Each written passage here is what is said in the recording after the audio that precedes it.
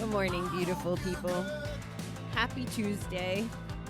Before I get into the reading, I'm going to share a couple little things that I really shouldn't laugh at, especially because it's going to make my buddy a little more madder at me. But I was telling you, I guess at some point about, my bike rides and then some of the conversations we have. And I must have referred to my biking buddy as negative. And even though I nag him every morning because he asks me things and I'm like, oh, I answered that on my show. Go listen to my show. Well, he finally listened to my show and he caught the one episode where I called him negative. So I got in the doghouse a little for that this morning. And the other part, as he's blowing up my phone with pictures right now, last week I think we found these geese. I think it was last week.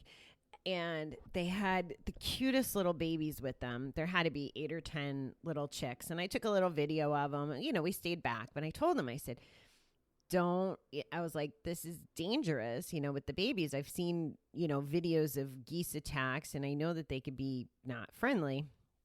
And I'm a little scared and respectfully afraid. Let's call it that. So we made it through that day and I was happy. Well, this morning we head out and now there's 2 families, as I hold up my finger to show you 2. There's 2 families with babies and then some other people in the herd or flock or whatever you call geese. So we make it by, no problem. He's like, did you see those babies? And I was like, no, I didn't see them on the first way. So then on the way back, I'm deliberately looking for them and I see the babies and they're kind of on the bike path. And I'm like, in my head, I'm like, geez, I wish they were closer to the water. I wish they weren't hanging out here. We're not trying to start trouble with them. Well, don't you know, sure enough, he got attacked by one this morning. And I can only say it with some humor because I know he's in general okay. He did just take a picture of the egg on his head because the bird attacked his head while he was on the bike. It was pretty scary. I mean, to be up close and personal and messing with his head, not good. And his helmet is on order. I've been nagging him about it since we started riding, so it's not like he's just being one of those people who isn't riding without a helmet, because in my philosophies, you need to wear a helmet. It's self-care, especially because I've known people that have gotten seriously hurt from being on the bicycles. So so the funnier part of the goose story is, like I said, he just texted me a picture of the egg on his head, but he's like, well, now what's your universe saying? Because, half of our conversations in the morning are about me telling him how the universe will take care of stuff and everything will be positive. And, I spent a lot of time trying to brainwash him in the positive way. And I just wrote him back and said, it's saying that Bobby's always right. She warned you about the geese. So I'm entertained by this morning. Thought I would share it with you. So if you're not giving them bread and there's babies around, avoid the geese. You know what I'm saying. Okay, today's reading, May 5th, and we're back to a name I can't pronounce for the opening quote. It's by Publius Syrus. You should go to a pear tree for pears, not an elm. That was my Northeast coming out. Not pears like your friends, but pears like the fruit. Okay, here we go. I guess I'm a little punchy this morning. Before, our social life probably revolved around people and places where alcohol and drugs were available, or casinos and gambling. Now, some days can be full of conflict until we find a new life where temptation isn't a problem. It does no good to waste time wishing we could be with old friends and enjoy that old excitement. We gave in to temptation many times before, and the results were always the same.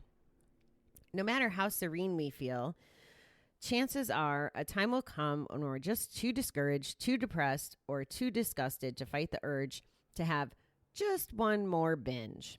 We may recover from that relapse, but we may not. So for us, there's only one choice. Once we make that choice, a whole new world is waiting for us with things we never dreamed we could be a part of. Every city in the country has free or low-cost places to visit, things to do. Old hobbies and interests we gave up years ago seem interesting again. People are waiting out there for us, too.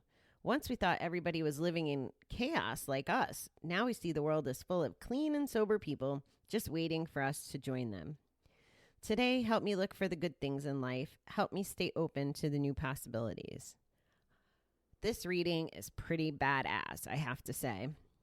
And hopefully I don't forget all the things that just occurred to me while I was reading it. So obviously, this book is, I guess geared towards alcohol and drugs. But as you have experienced, I'm sure it's totally interchangeable. And I think the thing that's unique about gambling versus drugs and alcohol as a general rule, or in the context of this reading, is when we gamble, it's generally an isolated kind of addiction, whether it's online, it's, in private at the casino. Even me, I'm pretty outgoing and smiley, but people are not quite as receptive to that at the casino. I mean, some of the fun little ones that aren't problem gamblers, but the serious ones, you know who they are because they're not all that happy-go-lucky. Their heads are in their own crazy minds, the mind of where do I get my next dollar, or, can I go back to the ATM machine, whatever that looks like. I think there's definitely a distinction between normal gamblers and compulsive gamblers, or maybe it's just personalities. I could be wrong on that, but so it's a little different with isolation, but still I think that we probably, I know I used to encourage whoever to go to the casino with me, or if I was doing social gambling like poker, I still miss poker. And I can tell you that I miss it for the camaraderie and that kind of stuff. And my family still plays. And there's a couple other little gambling activities that are like woven into family functions, not because they're all crazy gamblers. It's just part of the culture of the family. And I do miss that stuff. And it's not like I don't go to picnics where there's going to be a holy board contest, or I won't not go if there's a whole, a Texas Hold'em game or whatever. It's fine. I still golf with the guys, and they do greenies and stuff. But I think what the reading makes a really good point about we can be vulnerable and have a bad day or a disgusted day where it's really much easier to give in, if we're in a bad emotional place. And I could see that being so true. I think I shared with you guys last week, there was a couple times it was like, oh, I had my first like drinking urges where I had like a shitty day or two, and it was like, oh, I want a glass of wine. Like my brain just went there, and it can happen, and if I was out and about and let's say I was just having, dinner with tea or something, and we were out in a restaurant and the world was open, I don't know. Maybe I would have had a drink if I was having a crappy day. I'd like to think that I would have made the right choice for me, which would have been, vent to Tara, drink my water, and just move on with life. But I can see how it could happen really easily. So I think one of the best points is, even though we're giving up, and my air quotes are out there, we're giving up the friends or the social circle or the people we're involved with when we're gambling to live a not gamble-free life, the important message is there's this whole other world, and we can make new friends and have new experiences and see new things. One of the points in here that really resonated with, I'll call it a Bobbyism for lack of a better word. When I was in Kansas City, I had different people come visit me at different times. So my uncle came, and I'm going to just share demographics so it'll make a little sense. But my 60-something-year-old uncle came. So when he came out, we went to a Chiefs game. We went golfing. We went to haunted houses. And when my mother and Paul and Kai came, we went to a thing that catered to kids, this little farm thing. And I'm trying to think what else we did. So, when the little people were there were options for the little people. And when Tara came, we went to like the happening places. So Kansas City catered to a lot of different demographics, and there's so much to do there. It's just so beautiful, and I would recommend anybody, anywhere, anytime to go to KC to visit. It's just amazing.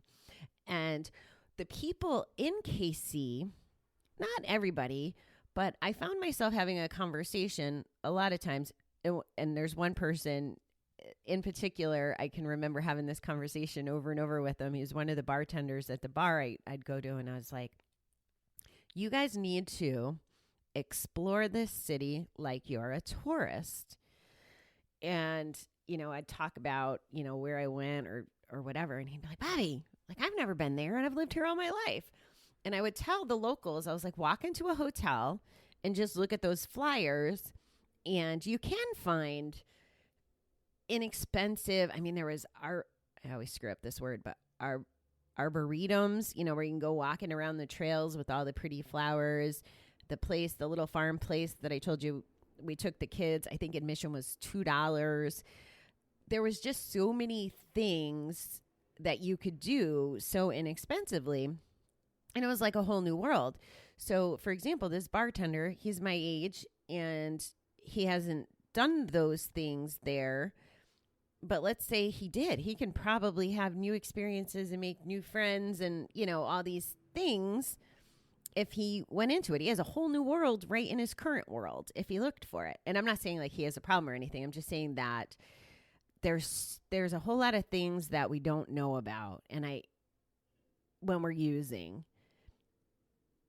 And I know that I probably still haven't taken good advantage of New York. I have better opportunities to even explore Connecticut a little more.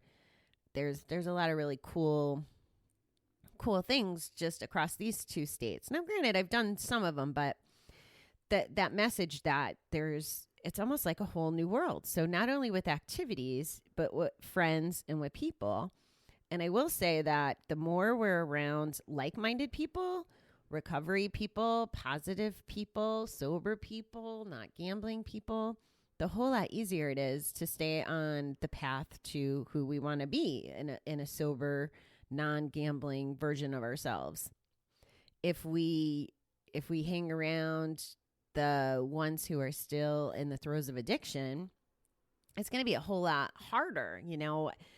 I'm pretty selective about who I hang out with. Like I don't really have a lot of Debbie Downers in my life. I must have cut them out throughout the way, or there's a couple that I think need some help.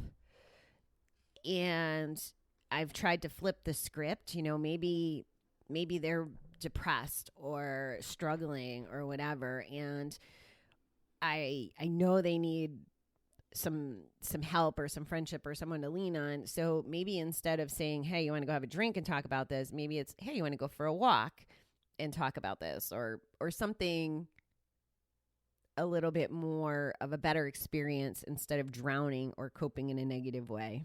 So those are my thoughts on today's reading. It is May 5th, so it's Cinco de Mayo, and my heart is going out for, I was thinking about it this morning, Easter sucked for us in the flower business. It's Mother's Day week. It's freaking freezing. The flower business does not need the stress of, freezes and all that stuff. But today my heart's kind of going out to all the Mexican restaurants. And I guess it's because Tequila Harry's in Kansas City is so near and dear to my heart. That's where so many of my friends are. And we congregated. It's like one of my second families. It's exact opposite of what I just said, but I haven't gone back to Kansas City since I quit drinking, so that'll be interesting. But I believe that my friendships there are solid enough that we don't have to be at the bar to socialize, and I know we'll do other things. Anyway, but I'm thinking about all the Mexican restaurants today, and especially the mom and pops, and, it's just being aware of what's going on and how people are being impacted with Corona.